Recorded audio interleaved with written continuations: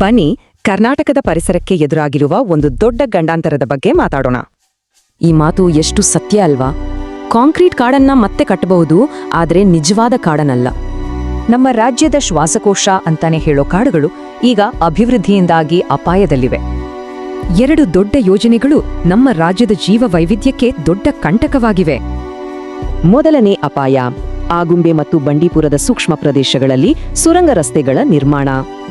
ನೋಡಿ, ಈ ಸುರಂಗ ರಸ್ತೆಗಳಿಂದ ಪರಿಸರ ವ್ಯವಸ್ಥೆ ಮೇಲೆ ಏನೆಲ್ಲ ಪರಿಣಾಮ ಆಗುತ್ತೆ ಅಂತ.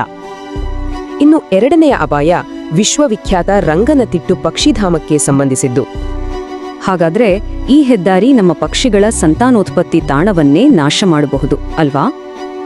ಮಾತಾಡೋಕೆ ಬರದ ಈ ಜೀವಿಗಳ ಪರವಾಗಿ ನಾವೇ ಧ್ವನಿ ಎತ್ತಬೇಕು. ಪರಿಸ್ಥಿತಿ ಕೈ ಮೀರಲ್ಲ, ಖಂಡಿತವಾಗಿಯೂ ನಾವು ಏನಾದ್ರೂ ಮಾಡಬಹುದು. ಏನದು? ಈ ಪರಿಸ್ಥಿತಿಯನ್ನ ಬದಲಾಯಿಸೋಕೆ ನಮ್ಮ ಧ್ವನಿ ಮತ್ತು ನಮ್ಮ ಜವಾಬ್ದಾರಿ ಎರಡೂ ಮುಖ್ಯ. ಇದಕ್ಕಿರೋದು 3 ಸರಳ ಹಂತಗಳು. ಪ್ರತಿಯೊಬ್ಬರೂ ಇದನ್ನ ಫಾಲೋ ಮಾಡಬಹುದು.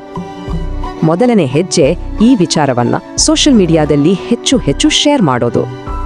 ಪರಿಸರಕ್ಕಾಗಿ ಕೆಲಸ ಮಾಡೋ ಸಂಸ್ಥೆಗಳ ಜೊತೆ ಕೈ ಜೋಡಿಸಿದ್ರೆ ನಮ್ಮ ಧ್ವನಿಗೆ ಇನ್ನೂ ಶಕ್ತಿ ಬರುತ್ತೆ. ನಮ್ಮ ಕಾಳಜಿಯನ್ನ ನೇರವಾಗಿ ಅಧಿಕಾರಿಗಳ ಗಮನಕ್ಕೆ ತರೋಣ, ಶಾಂತಿಯುತವಾಗಿ ಮನವಿ ಮಾಡೋಣ.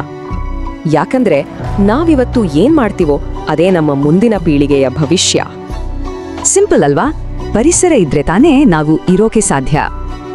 ಹಾಗಾದ್ರೆ ನಮ್ಮ ಇವತ್ತಿನ ನಿರ್ಧಾರಗಳೇ ಮುಂದಿನ ಪೀಳಿಗೆಯ ಭವಿಷ್ಯವನ್ನ ನಿರ್ಧರಿಸ್ತಾ ಯೋಚಿಸಲೇಬೇಕು.